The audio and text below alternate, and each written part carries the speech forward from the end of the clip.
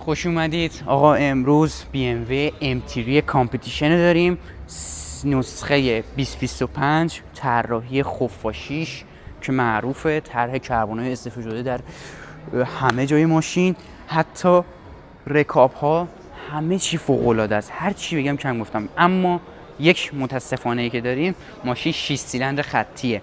اینجا M3 کامپتیشن رو روی گلگیر داریم همونطور که می‌بینید.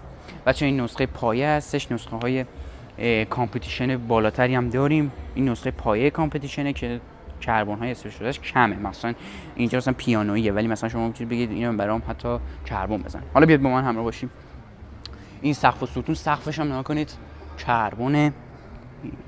هر چی بگم کم گفتم. بالچه کوسه فوق العاده است. این ماشین 6 سیلندر خطیه، 500 اسباب بخار قدرتش، 650 نیوتن متر گشتاور این ماشین. این قسمت نکنید بالای ماشین کربن. اصلا هر چی بگم کم گفتم. حالا اینجا رو نگاه کنید، 4 تا لوله اگزوز داریم، خیلی زیباست. اینجا طرح کربن استفاده شده، واقعا فوق العاده است. یه M5 کامپتیشن، M3 کامپتیشن اینجا درج شده.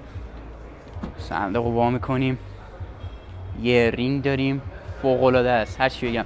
اینجا چیز خطر رو داریم، علامت خطر. اینجا آچارا رو داریم و یه فضای نسبتاً باز و فوق العاده. حالا بیاد ببندمش. یه دکمه. خدافظ.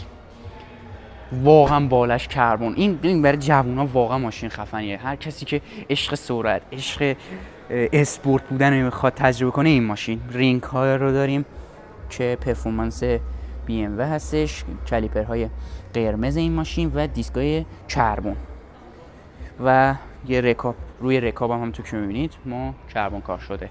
بریم برای ردیف عقب اول ماشین نشونتون بدم.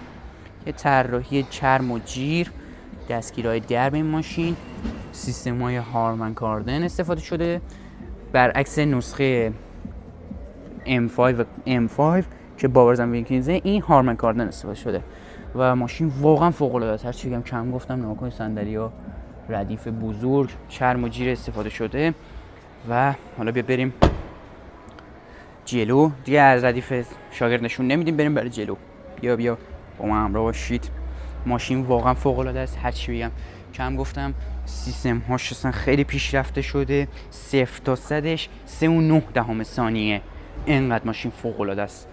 بریم داخل ماشین نشونتون بدم.